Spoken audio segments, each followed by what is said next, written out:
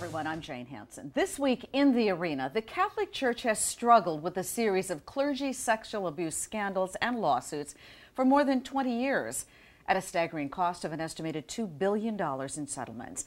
Now there's been a new report just released, the John J. Report on Clergy Sexual Abuse. What are the key report findings? What is the Church's response? What does all of this mean?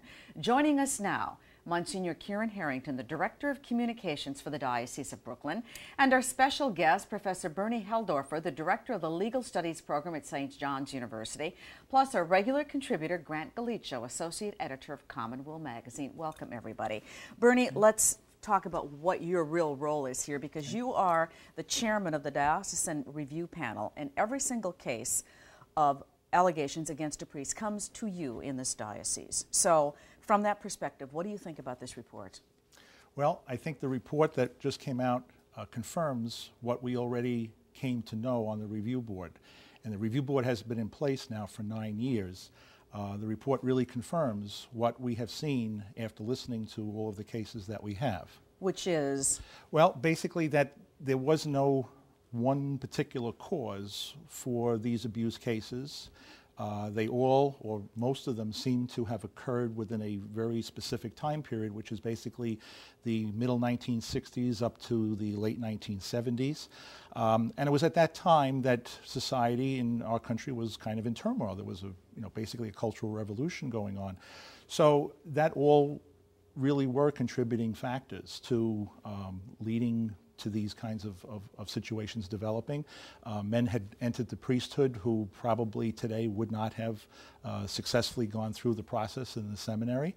And these people, some of them had psychological problems, some of them had other issues that weren't detected in the way they would be today. The report, Monsignor, also talks about, in some cases, the hierarchy of the church and the way, of course, the bishops dealt with. And we've all heard about the settlements and the cases and people hiding their heads in the sand, and et cetera, et cetera. So do you feel that there's a kind of reaffirmation now of the steps that the church has taken? Well, I think it's important to note, as Bernie noted, that this was really an epidemic, right? It had a very definitive starting point, a high point, and sort of an end point. So you can see it's a classic bell curve. And I think that if you note, the bishops really became aware of this in 1984-85. They started to take steps to really address it. The steps that they took was really taking an aggressive look at seminary formation, including components of human formation in terms of training of young men to be priests. They started to put into place the protection mechanisms in terms of the environment to ensure that children will always be safe. And as a result, you see an enormous drop-off, a steep drop-off in 1985. And the John Jay report indicates that that drop-off is directly related to the steps that were taken to improve the environmental surroundings for both the priest and for the children who are in our care. So, Grant, you've done a lot of work on this subject, and as a journalist, can you tell me how you're responding to it?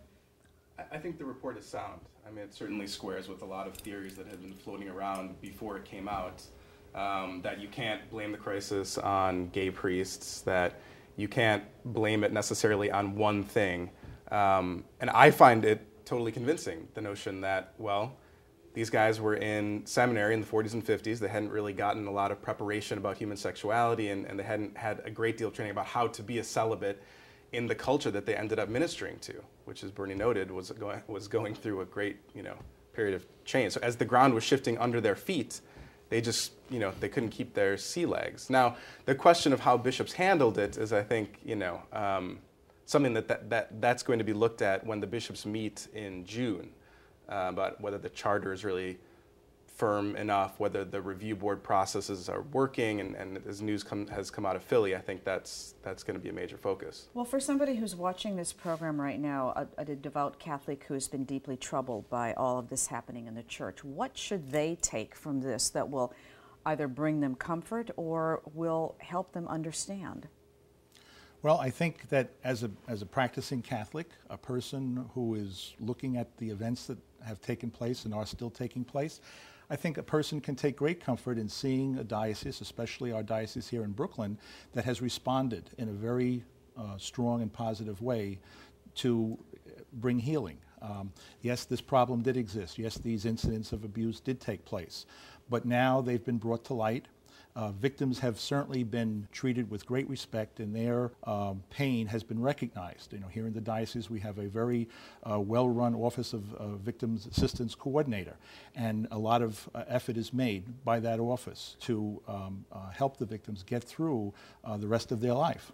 One of the things that I found disturbing in what I read of the report was just the situations. I mean, the report made the point that proximity and the fact that there were a lot more young men or male children that were close to priests than there were girls was one of the reasons why it was so often. I think 80% of the victims were male.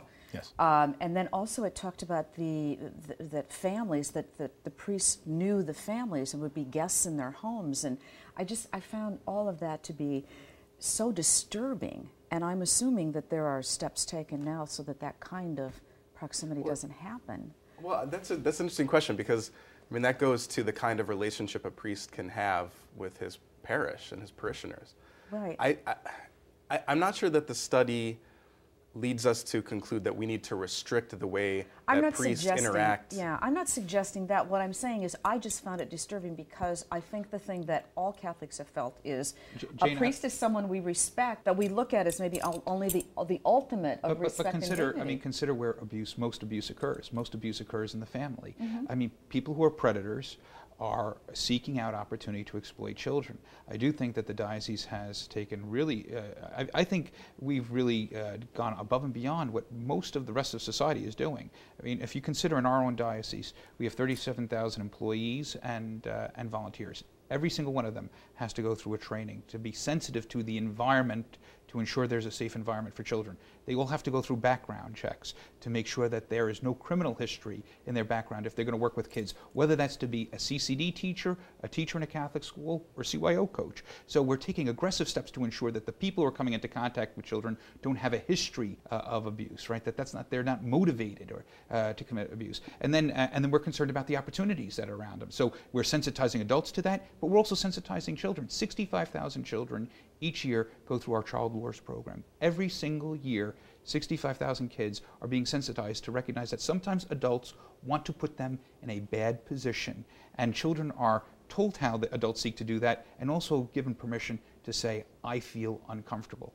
We think that that's really a great step forward. A lot more needs to be done. We always have to be vigilant. This John Jay report came out 10 years after the scandal erupted in 2002. I think it's important that we always stay vigilant to ensure that we're protecting children by maintaining a safer environment. And Jane, going to your question, I can tell you that now, after having heard the facts in over 40 cases, there was a definite pattern that emerged. And the pattern was that a priest would be in a situation of having the great trust and respect, not only of the child, but of the family. And so there were instances where the priest would say even to the family, "Oh, let me take the boy up to my summer home," or "let me take him on a field trip." Maybe the child was an altar boy, or maybe it was a special student. The family had no question, no doubt that this was fine to do, and there was complete trust.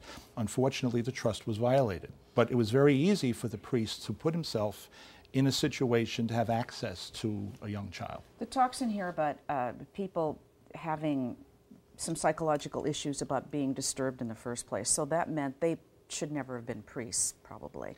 Right, but the John Jay report determined that you really couldn't screen for the vast vast majority of this sort of behavior, because it indicated that there was no predictive behavior, whether or not someone would be a predator, pedophile, right, or otherwise. There's something very seductive about the notion of the monster. The monster who is out there and he's going to prey on our kids. But what the John Jay study found is that most of the abuse was a once-off deal. And that's why I think they're more given to explain it by saying it was about situation, it was about opportunity. Certainly there were predators, but a lot of it was a kind of impulse control problem. They were provided the opportunity, they didn't have enough incentive not to, and that whole culture has changed now. You got to remember that 3% of the priests, I think, right, committed 26% of the abuse. Mm-hmm. So the 3% of these guys, these were the real predators, right? They committed 26% of the abuse. The rest of these cases are, as Grant said, one-off. That doesn't excuse it. I'm not saying that, but there was a different thing going on in both of these cases. Yeah. Thank you very much. We're going to take a break. We are going to continue this discussion. We'll be back in just a moment. We want to invite you to weigh in on our discussion anytime by going to our website at netny.net. Click on Enter the Arena. Obviously, we welcome your questions and your comments on this very compelling subject. We will be right back.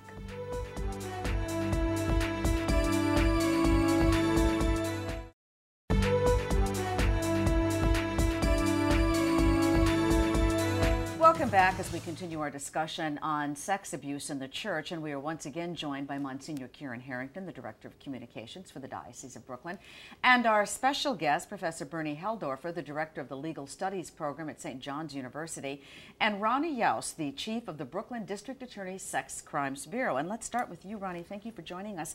What's your overview take on this report? Well, I think it's a very interesting report. I think it's commendable on the part of the church to have a report of this nature, of this breadth, commissioned. I found it very interesting, and I think some of the findings were consistent with the findings I've had in my experience handling these cases. Which has been? Well, of course, most of the victims have been male. The majority, the main age has been 11 to 14. I found that as well. Most of the priests have only been accused of single victim cases. And I think, and the time period as well, although most of our cases occurred in the 1980s, I did note a drop-off in the year 1985, similar to the report. Mm-hmm. So it's pretty consistent. What I guess I'm wondering is, Bernie, from his role as the chairman of the diocese, the Brooklyn Diocese Commission Review Panel, to review all of the cases, it used to be that you would have, that the District Attorney's Office before 2002, you wouldn't even necessarily see these cases. Oh, that's true. I mean, I think that over the years, maybe I've had one case involved before 2002, before the Memorandum of Understanding. I had one case. Since 2002, I've received 123 reports from the Brooklyn Diocese. Maybe you could explain a little bit about what the Memorandum of Understanding is and how that really is a standard for other places. Oh, of course.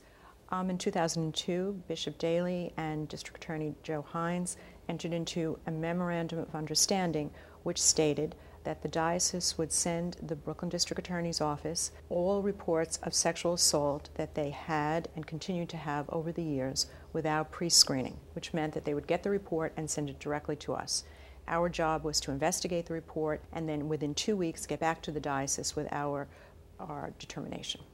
One of the things that this report talks about is it's very clear about setting up a kind of a case or a standard, or talking about pedophiles, priests as pedophiles. Did you think that was important to have in that kind of separation in the report? Well, I think the most important thing is that most of the victims that they found and that we have found are between the ages of 11 and 14. Some people say a prepubescent male is under 13. Some people say it's under 10. I leave that to the experts to make that determination. But our findings were consistent in that was the major group. And it's important to just note about that was really a decision of the John Jay Study Group, not the Catholic bishops. So the Catholic bishops didn't set the age from 11 to 14. That was the study group, John Jay, because they were looking for a very specific finding. Yeah, well, I'm not sure that the average person watching this program really gets into that kind of details. What they want to know is, why did this happen? Does this give us any new determinations? Has it really stopped because of measures that have been taken and all of that? And going forward, are our children safe? I think, isn't that the bottom line of all of this? Well, again, with our work on the review board, it's pretty clear to us now, after having heard over 40 cases, that the majority of the abuse incidents occurred in that period of time, which the John Jay report identified. And I think that there have been changes made, certainly in the preparation of priests for the priesthood, that address issues that were identified because of the abuse cases. Right. I mean, we've been talking a bit about what's been happening in Philadelphia, because obviously that's a situation that where there's been lawsuits filed and there's been all kinds of separate investigations, et cetera. And I'm just wondering the differences between what's gone on in this diocese and what's occurred there. Maybe you can address that, Bernie. Well, my counterpart, the chairperson of the Diocesan Review Board in Philadelphia, did criticize the fact that the review board did not feel that they were given access to all of the material, all of the files, all of the information that they should have.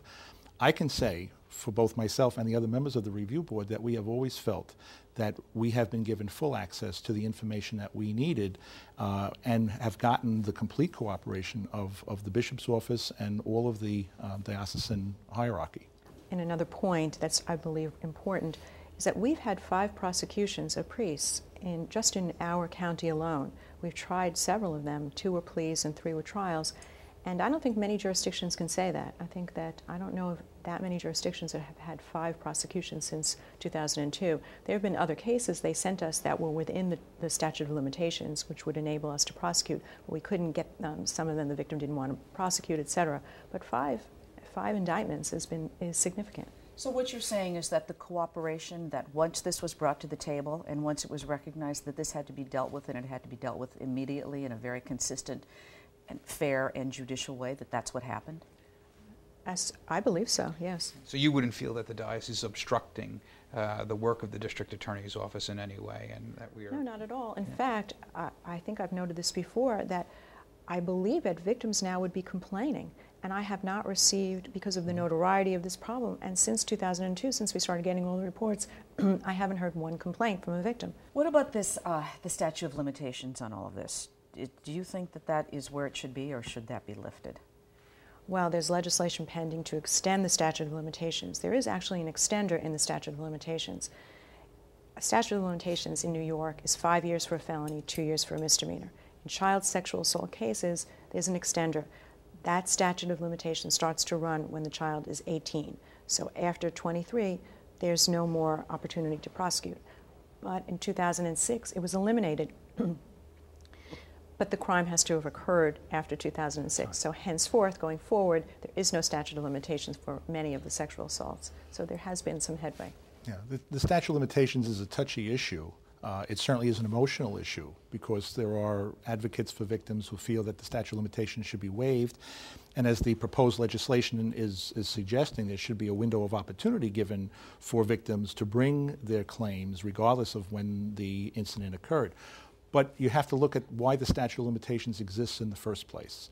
And I think there are very, very sound, valid reasons why the law gives the statute of limitations. But I think one thing that's important to note is we're now talking about 2 different pieces of legislation. Yeah. Because on criminal prosecution statute of limitations, it cannot be retrospective. In other words, you can't change the statute of limitations today in order to prosecute criminals from 20 years ago. What we're talking, the civil statute of limitations is what what Bernie is kind of speaking about, what they're looking to change the law so that you can bring lawsuits against individuals or entities. Right. So there are 2 separate things that are going on in people's minds. And the church has been supportive of lifting of statute of limitations for criminal prosecution on a go-forward basis.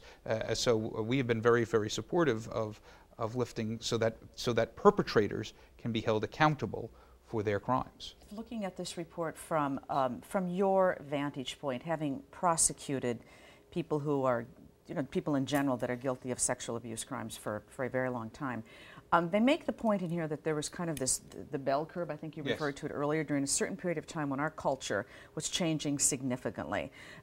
Sexual morals were changing. There were a lot of things going on in the 60s and 70s and early 80s. Do you think that is one of the representations of why there was so much of this abuse going on then?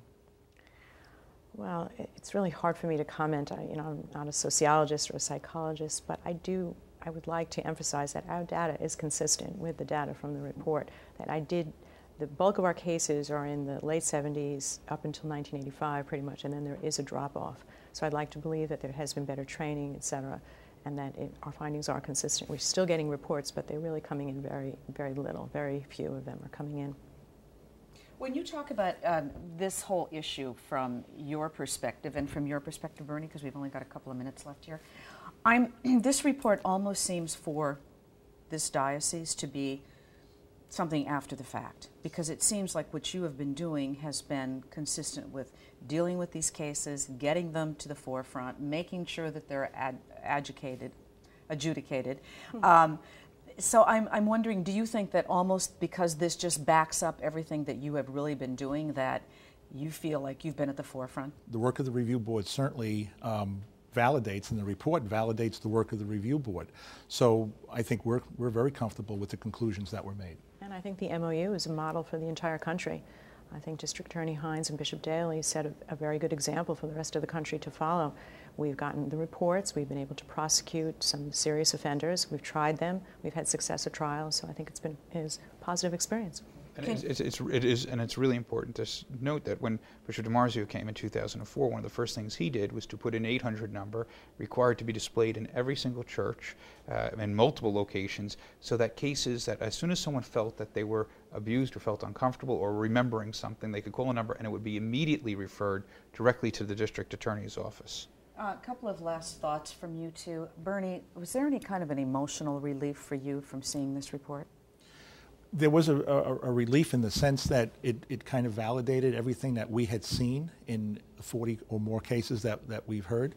And I think it was important for the report to be released so that people could look at the report and really have much greater faith in all that the diocese has done to address the problem. Yeah. Because I know it's been a real leap of faith for you to even be involved in this. It has. A solid. It has. Practicing Catholic and to have to deal with this kind of issue has been, it has. I'm sure, at times torturous. It was painful to hear some of the particular instances that we had to listen to. Yes. And I know you're from being from the DA's office, it's hard to talk about something from an emotional aspect. But does this whole concept of a relief from seeing something like this that validates your work, does that? Well, I was gratified to see that the statistics were similar to ours. I did many of the interviews of the adult males starting in 2002. I myself interviewed 50 adult males who were victims of childhood sexual assault in the Brooklyn Diocese investigation. It was very difficult, and so I think that people actually, the victims that I interviewed actually felt a tremendous catharsis just to speak about it. In fact, sometimes in my office they would say they never really had told anybody, and this is the first time that they really had unburdened themselves. So I think that the whole process has been very positive for all people. All right, thank you so much, Rhonnie, Bernie, appreciate your thoughts today. We are going to take a break, but we will continue our discussion with some last thoughts. We'll be back in just a moment.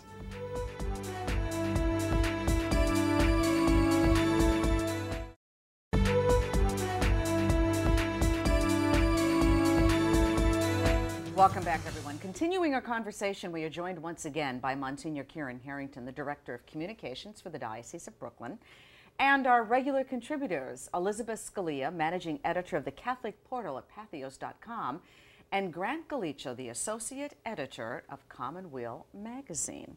All right, you guys, I know you've called this report landing kind of with a thud, and you've called it a bit of a dud. What do you guys mean by that?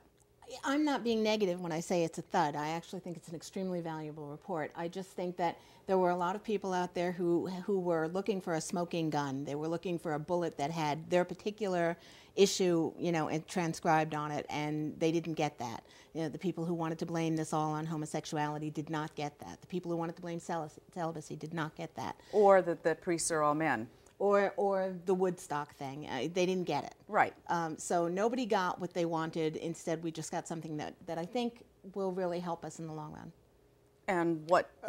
That's exactly my view. I mean, you guys are agreeing on something? Yeah, I know, okay. It's crazy. No, I think the report spends a lot of time saying what didn't cause the scandal and trying to get, and you get the sense that the researchers were arguing with all of the people on the right and left who floated their pet theories, and they were saying, no, it's not this, no, it's not this. In fact, it's a very complex phenomenon, and here's why. Well, the question, of course, it all bears out now is what next? And I think that we've talked about in this program, about in the Diocese of Brooklyn, that there have been a lot of very productive steps, and it feels like the consensus is this is all working going forward. But we've got the example in Philadelphia now that doesn't seem to be in that right. place. So I guess the question is, what is next? Well, earlier last week, the CDF, the Vatican released a set of guidelines asking the bishops of the world to come up with their own norms that would apply to each bishops' conference, how to handle these abuse claims. So that I think that's going to be a huge deal when the bishops meet in June, and they're going to have to discuss what happened in Philly. Why didn't the review board work? Why were they not handed all of the cases? Why were canon lawyers pressuring them to decide whether abuse had happened based on canon law norms rather than just common sense? So that I think really is the next step. How are the U.S. bishops and the bishops of the world going to create a set of guidelines for all bishops that they can turn to and say, well, maybe this is how we should run our own diocese? I just think that, first off, we got to find out exactly what has happened in Philadelphia. And so I think that that's what probably will come out first, to find out exactly what has happened, and then there can be a discussion about it. The takeaway for me on this is one, is that 2002, the Dallas Charter, that was a major course correction, right? So there was an immediate decision in terms of the movement of priests to be put on administrative leave, the introduction of review boards, all that other stuff. So that is very important. That was a course correction. Now I think that there's going to be just adjustments to that. The second thing that I think is just really important is something that the CDF did say, which I think there's a lot of controversy around. A lot of people want to know, why did the CDF document not require every single church, every single diocese to turn over allegations to civil authorities? And there's a reason for this. This is the universal nature of the church, right? So it would seem to make sense, right, that every single allegation of sexually abuse should be turned over to civil authorities. That seems to make sense, except if you're in a country where it's hostile to the Catholic Church, right? And so a place like Pakistan, where the church is being persecuted, that would be a bit of a problem. You bet. I mean, we understand all of that. Obviously, this is a discussion that will go on. I need final thoughts from each of you before we have to say goodbye. Elizabeth? I hope Philadelphia was a one-off. I know we are going to have to discuss that and look into that more, but I'm really hoping that that's just some house cleaning that got, you clean out a corner and you miss something. I hope that was just a mess. Bishop Blaise Supich, who runs the Bishops' Conference Office for Child and Youth Protection, said that bishops should be held accountable. I think what's going to be interesting is to see what he meant by that and whether any kind of accountability is going to be seen. Last thought? Yeah, I think that we are moving in the right direction, but we always have to be vigorous and have to do much more. Okay, thank you. Thank you all very much, and thank you for watching. And remember that you don't need a TV to watch the net. We are always online at netny.net. For all of us here, I'm Jane Hansen. We'll see you next time in the arena.